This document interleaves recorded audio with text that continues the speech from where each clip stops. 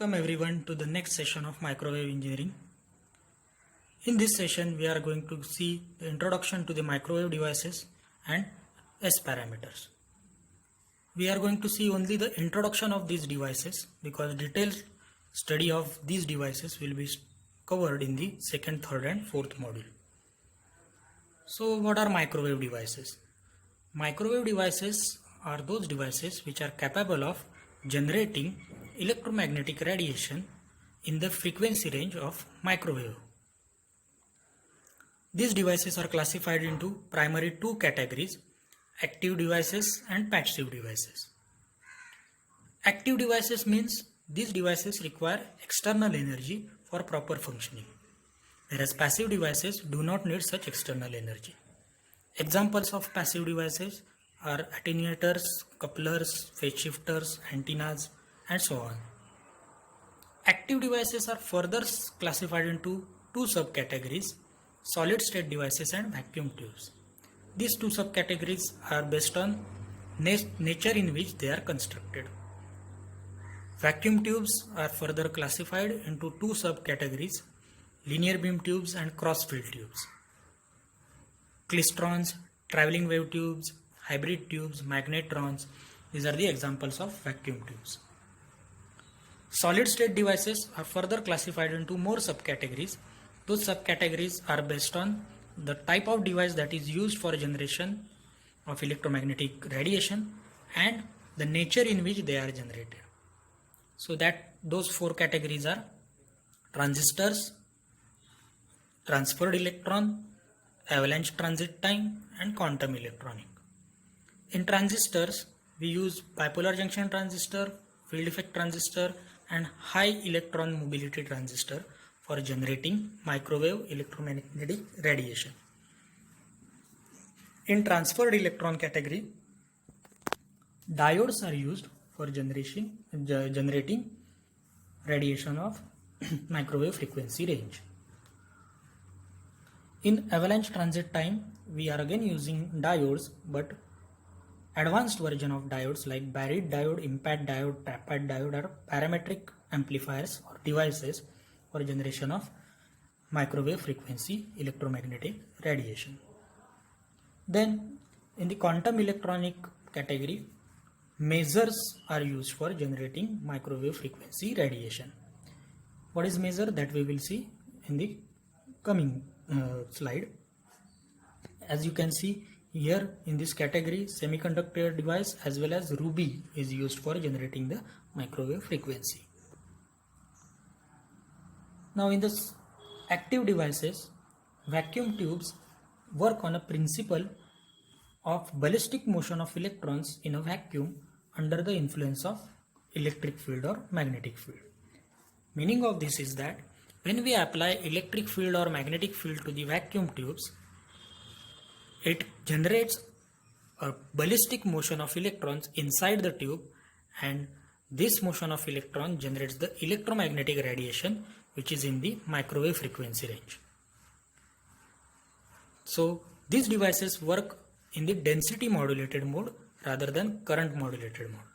That means when we apply electric field or magnetic field, stream of current is not the source of electromagnetic radiation.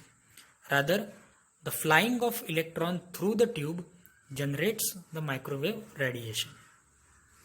Then in the maser category, maser, which is a quantum electronic subcategory, ruby masers that we have seen.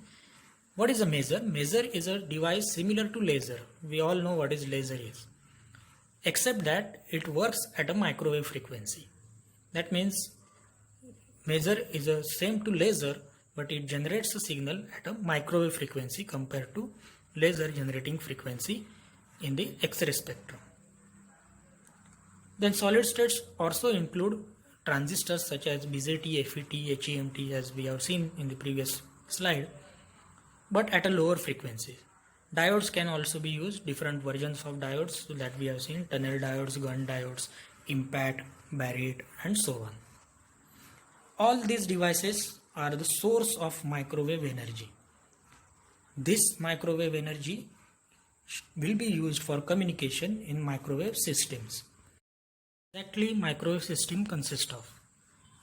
Basically, any system consists of transmitter subsystem and receiver subsystem.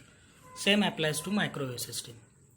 In this diagram, you can see this is transmitter subsystem and this is receiver subsystem.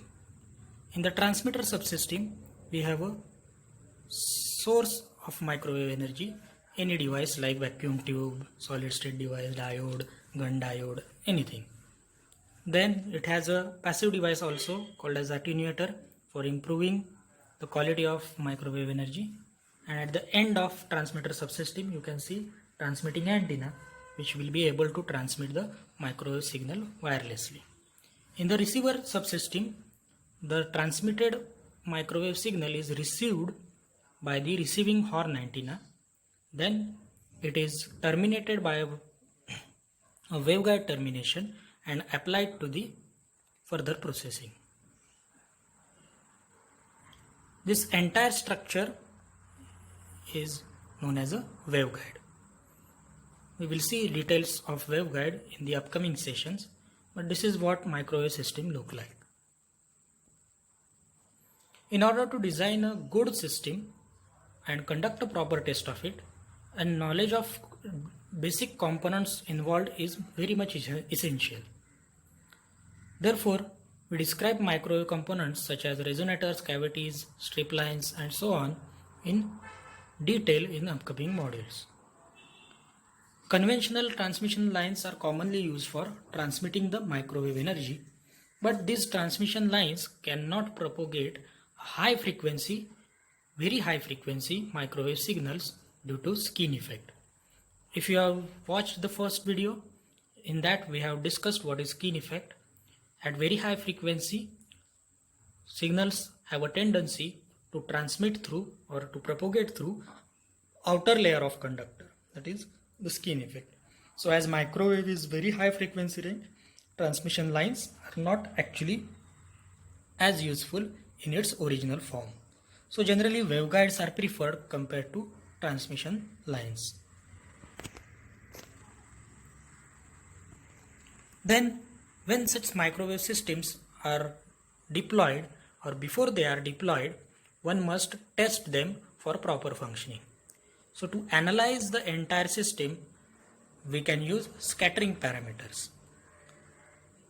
In previous semesters like electromagnetics or in antenna, you might have studied different parameters for analyzing two-port or multi-port networks like impedance parameter, admittance parameter, transfer parameter, or scattering parameters. ABCD parameters, Z parameters, Y parameters, or S parameters. These are used for analyzing the two-port network. For microwave signal or microwave two-port networks, we will use only S parameters. In this figure, you can see a typical two-port network where this is port 1 and this is port 2. At port 1, A1 and B1 two arrows are shown, and at port 2, A2 and B2 two arrows are shown.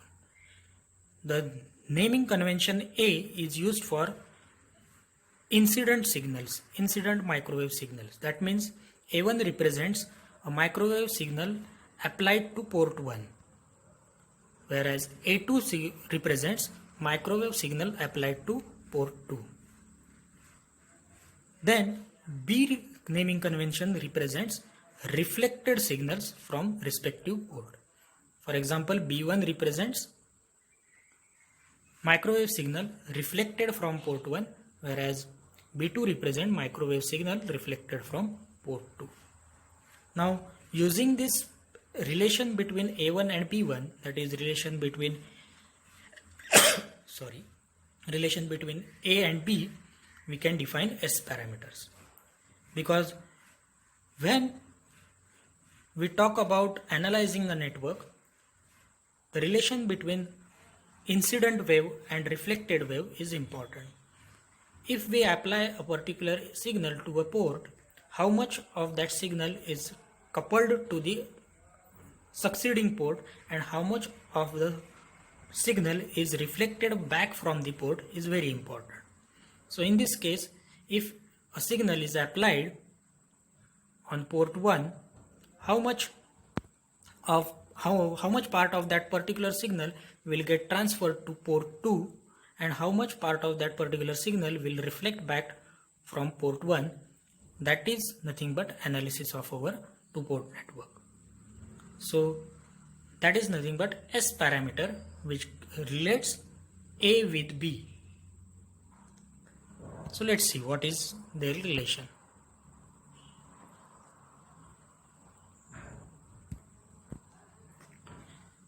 The scattering parameters are fixed properties of linear circuit which describe how energy couples between each pair of ports. That is how applied signal is coupled from port 1 to port 2. Scattering is an idea taken from the billiards or pool. You might have played this game in reality or at least on a computer, where one takes a cue ball which is similar to a striker in a carom and fires it up to the table to a collection of balls which are stationary. After the impact of this cue ball on the stationary balls, energy applied to the cue ball and momentum within that cue ball is divided between all the balls which are involved in the impact. The cue ball scatters the stationary target balls and in turn deflected or scattered by them. This is the concept used, or this is the analogy of the calculation of scattering parameters. In microwave circuits, the equivalent to the energy and momentum of the cue ball is amplitude and phase of the incoming wave. So energy may be analogous to amplitude of the microwave signal and momentum of cue ball is equivalent to the phase of the microwave signal. This is a very loose analogy. It is not exactly like this, but if you want to really understand, this is a good example. The incoming wave is scattered by the circuit and its energy is distributed among all possible outgoing waves. So S parameters are easier to measure at high frequency, because at high frequency impedance parameters and admittance parameters or ABCD parameters do not give exact relation between coupling of energy from one port to another port. The measurement is direct and only involves measurement of relative quantities such as standing wave ratio or location of first minima relative to the load. The meaning of this particular statement we will study directly during the analysis of particular circuit. So how the scattering parameters are calculated? For calculating scattering parameter, a scattering matrix is utilized. Scattering matrix is defined as a relationship between forward and backward moving waves. That is, forward moving waves are denoted by A, whereas backward moving waves are denoted by B. For two-port network, like any other set of two-port parameters, the scattering matrix will be of 2 by 2 size. The scattering matrix relates outgoing waves B1 and B2 to the incoming waves A1 and A2. Here, meaning of outgoing and incoming is with respect to the port, outgoing from the port and incoming to the port. So, as you can see, the scattering matrix S is denoted by 4 parameters in a 2 by 2 fashion: S11, S12, S21 and S22. It is used for forming a relation between B and A. So B1 and B2 is a vector which is related to A1, A2 via S matrix, that is scattering matrix. So reflected waves are related to incident waves via scattering matrix. So what is the exact relation? This is the matrix representation of the relation. So if you recall matrix multiplication, you can multiply this S matrix or scattering matrix with the A vector. Let's see that. The 4 quantities mentioned in the scattering matrix are having a separate value to them. Like S11 and S22 are the measure of reflected signals at port 1 and port 2. Why is that? We will see mathematical proof of it. Then S21 and S12 are the measure of gain or loss at particular port. So S11 and S22 are known as reflection coefficients, whereas S21 and S12 are known as transmission coefficient. The metric elements are referred as a scattering parameters of the scattering matrix. The equations for B1 and B2, which can be obtained by matrix multiplication of scattering matrix and A vector, and we will get B1 as S11 into A1 plus S12 into A2 and B2 as S21 into A1 plus S22 into A2. This is simple matrix multiplication equation.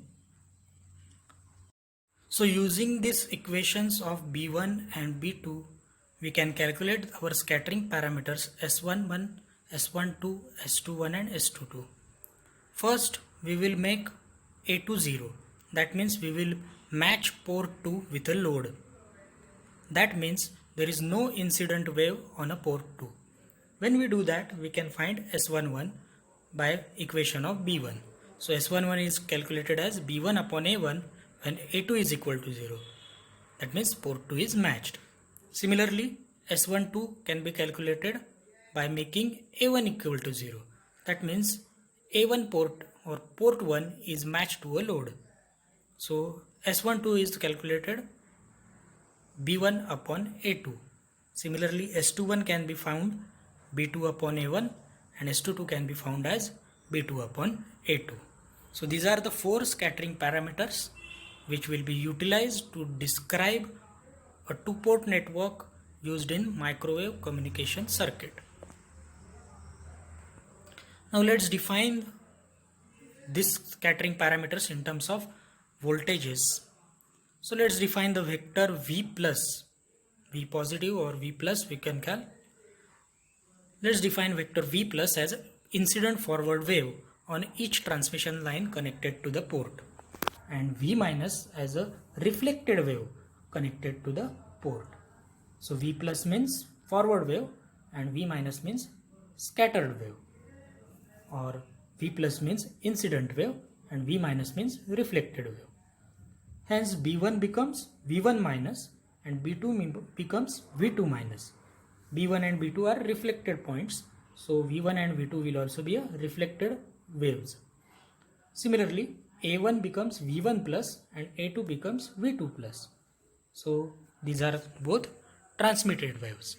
Therefore, the actual equation becomes as shown in the particular equation. A vector V1 minus V2 minus is equal to scattering matrix multiplied by a vector consisting of V1 plus and V2 plus. In the original equation, we had B1 and B2 over here and A1 and A2 over here. Now they are replaced by the voltage notations V, and we can find the relation between reflected voltage and incident voltage, or reflected signal and incident signal. When we are dealing with more than one port, that is multi-port network, the number of ports determines number of scattering parameters. As you can see in this diagram, there are 5 ports. So the scattering matrix will be of size 5 by 5 and total scattering parameters will be 25. As you can see, it consists of S11, S12 up to S55. In this case also, A vector represents incident waves and B vector represents reflected waves. Okay, so you can calculate by making respective port to 0 or by matching the respective port to a load and calculate the parameter at the other port. That's all for today. If you have any queries regarding today's topics, please reply in the comment section. In the next session, we will see properties of S parameter and we move forward to the actual study of microwave communication 2-port network. Thank you.